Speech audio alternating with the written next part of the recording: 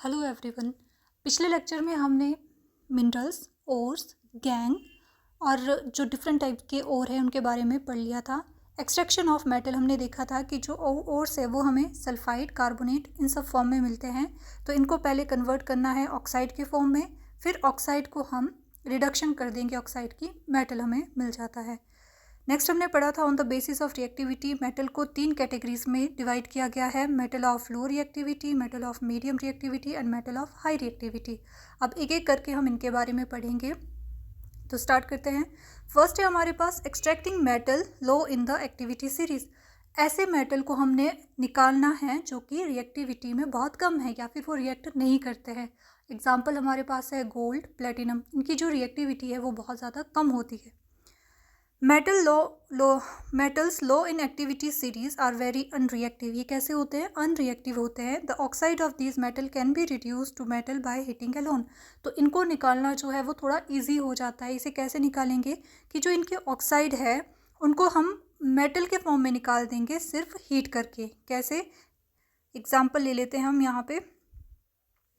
Example है cinnabar. Cinnabar जो है वो एक ओर है, और किसका ओर है? ये मरकरी का ओर है। Hg is a symbol of mercury. तो cinnabar is an ore of mercury. इसको हम किस तरह से निकालेंगे? HgS है ना, ये मतलब ये सल्फाइड फॉर्म में है, तो इसको हमने हीट किया, यहाँ पे ये कन्वर्ट हो गया मरकरिक ऑक्साइड के फॉर्म में, ऑक्सीजन गैस जो है रिलीज हो गई। अब ये जो मर्क्यूरिक ऑक्साइड है इसको सिंपली हम हीट करेंगे और हमारे पास जो है वो मरकरी मेटल मिल जाएगा। तो यहाँ पे सिंपली हमने क्या किया है? हीट करके जो आपका मेटल है उसको निकाला है। सेकंड हमारे पास आता है extracting metal in the middle of the activity series. ऐसे मेटल जिनकी जो रिएक्टिविटी है वो मिडल में है, ना ही वो बहुत ज़्यादा रिएक्टिव है ना ही वो बहुत कम रिएक्टिव है। These metal are moderately active. तो ये कैसे होते हैं? मॉडरेट होते हैं, बहुत ज़्यादा भी नहीं और बहुत कम भी नहीं। यहाँ पे एग्जांपल है जिंक हो गया आपका, आयरन हो गया, कॉपर हो गया।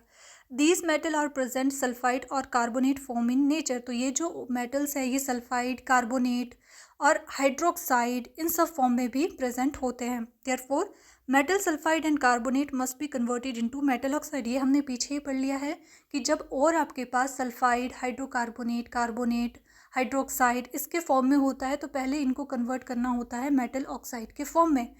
तो यहाँ पे जो मॉडरेट रिएक्टिव एलिमेंट होते हैं इनको 2 मेथड से आप ऑक्साइड के फॉर्म में कन्वर्ट कर दोगे। पहला है कैल्सिनेशन, दूसरा है रोस्टिंग।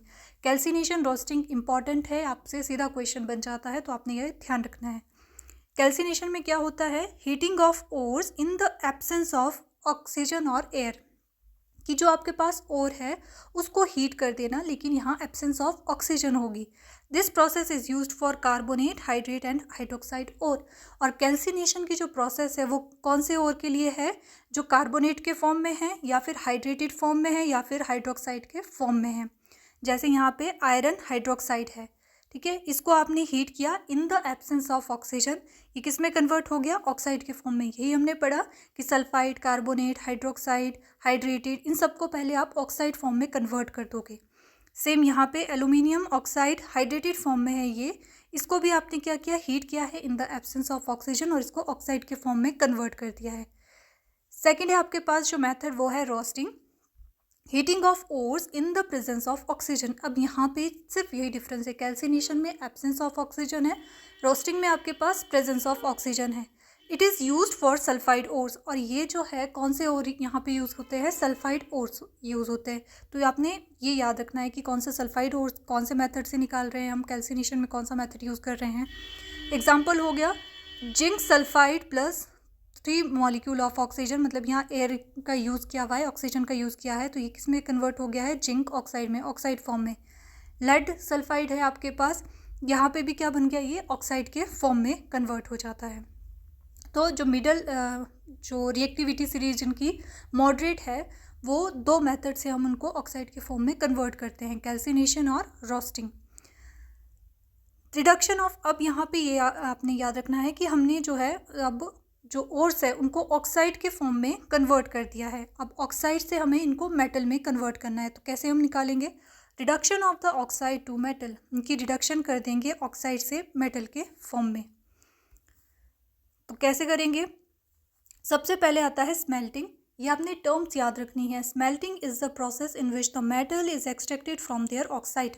अब स्मेल्टिंग वो प्रोसेस है जिससे मेटल को बनाया जा रहा है ऑक्साइड से। जैसे अभी पीछे जिंक ऑक्साइड हमारे पास निकल के आया था, अब जिंक ऑक्साइड से जिंक बनेगा, मेटल मिल गया हमें।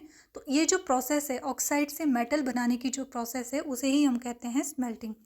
While doing smelting, some acidic or basic impurities or gangue are left with oxide ores। कि जब हम स्मेल्टिंग करते हैं, जो डस्ट था, सैंड था, वो जो इम्प्योरिटीज़ थी वो तो पीछे निकल गई थी, लेकिन कुछ ऐसी इम्प्योरिटीज़ है जो कि एसिडिक या बेसिक इम्प्योरिटीज़ होती है, वो हमारे मेटल के साथ रहती है। तो अभी इन इम्प्योरिटीज़ को भी हमने रिमूव करना है। तो इनको कैसे रिमूव करेंगे, यहाँ टर्म है आपकी slag. It is a fusible neutral substance. Slag कैसा होता है, न्यूट्रल सब्सटेंस होता है, that is formed by mixing the impurities with a substance of opposite nature, जिसको हम फ्लक्स कहते हैं, which is lighter than ore and can be easily separated. Simply इसको कैसे समझ सकते हैं हम, मान लीजिए आपके पास जो मेटल है, जैसे हमारे पास है जिंक ऑक्साइड, और इसमें जो इम्प्योरिटी है वो एसिडिक नेचर की है, ठीक है। इम्प्योरिटीज़ जो होगी वो एसिडिक नेचर की है। तो अब इस इम्प्योरिटीज़ को हम कैसे निकालेंगे, हम जो फ्लक्स लेंगे, ठीक है, जो ऑपोजिट नेचर का होगा वो कैसा होगा, इम्प्योरिटीज़ अगर एसिडिक है तो हमारे पास जो फ्लक्स होगा वो कैसा होगा, बेसिक। एसिडिक हमारे पास इम्प्योरिटीज़ थी, फ्लक्स हमने कैसा ले लिया, बेसिक नेचर का ले लिया। अब एसिड और बेस की जब रिएक्शन होती है तो ये क्या बना के देंगे, हमारे पास एक न्यूट्रल सब्सटेंस बना के देंगे, जिसे हम क्या कहते हैं, स्लैग। और ये जो स्लैग होता है ये लाइटर होता है, इजीली हम इसको बाहर निकाल सकते हैं। तो इससे हमारे पास क्या होगी, जो एसिडिक इम्प्योरिटीज़ है वो रिमूव होगी है, ठीक है।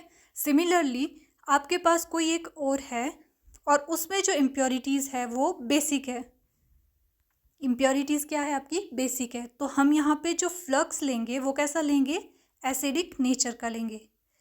इन दोनों की रिएक्शन से हमारे पास क्या बनेगा, स्लैग, जो कि न्यूट्रल नेचर का होगा, और इसे हम बाहर निकाल देंगे और वापस हमारे पास क्या बच जाएगा, मेटल ऑक्साइड, जो भी आपने निकालना है। इम्प्योरिटीज़ हमने यहाँ पे रिमूव कर दी है, तो उसे कहते हैं हम स्लैग।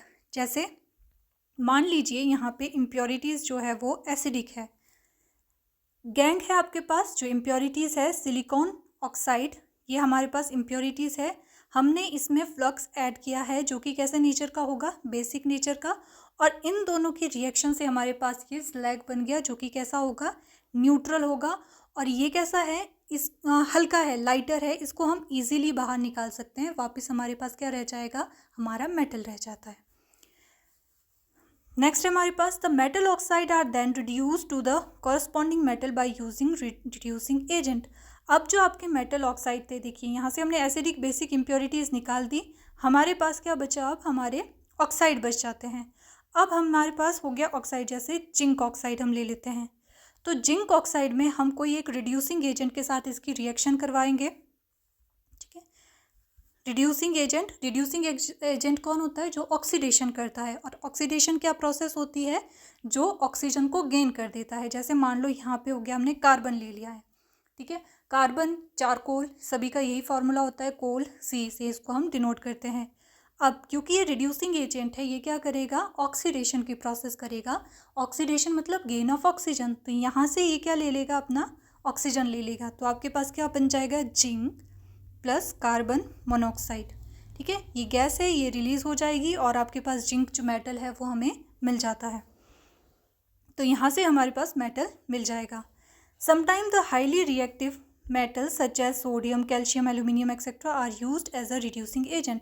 कई बार हम देखिए कार्बन और कार्बन मोनोऑक्साइड ये दोनों ही रिड्यूसिंग एजेंट है, लेकिन कई बार हम क्या कर सकते हैं, मेटल जो कि हाई रिएक्टिव होंगे, जैसे सोडियम, कैल्शियम, एल्यूमिनियम है, इनको भी रिड्यूसिंग एजेंट की तरह लेके यूज़ कर सकते हैं। और ये डिस्प्लेसमेंट रिएक्शन को शो करते हैं। कैसे, ये मान लीजिए मैग्नीज ऑक्साइड एक आपका और है। अब यहाँ से हमें कौन सा मेटल चाहिए, मैग्नीज। अब हमने यहाँ पे रिड्यूसिंग एजेंट ले लिया एल्यूमिनियम।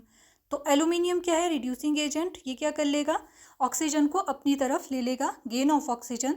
आपके पास क्या बन जाएगा, मैग्नीज रह गया, और ये एल्यूमिनियम जो ऑक्साइड है वो सेपरेट हो गया है। तो हमें क्या चाहिए था, मेटल, वो हमें मिल गया। ठीक है, तो ये आपने रिएक्शन याद रखनी है। Next, the reaction of iron oxide with aluminum is used to join railway track or cracked machine part. This reaction is known as thermite reaction. ये बहुत ज़्यादा इंपॉर्टेंट है कि थर्माइट रिएक्शन में हम किसका यूज़ करते हैं। कई बार आपसे आयरन ऑक्साइड पूछ लेते हैं या फिर ये पूछ लेते हैं कि रेलवे ट्रैक को या क्रैक्ड मशीन को जोड़ने के लिए हम किस एलिमेंट का यूज़ कर रहे हैं। तो ये दोनों ही आपने याद रखना है, आयरन ऑक्साइड और एल्यूमिनियम का यूज़ करते हैं। आज की वीडियो यहीं तक रखते हैं। लास्ट हमारे पास 1-2 टॉपिक बचते हैं, वो हम आने वाली वीडियोज़ में करेंगे। Bye bye.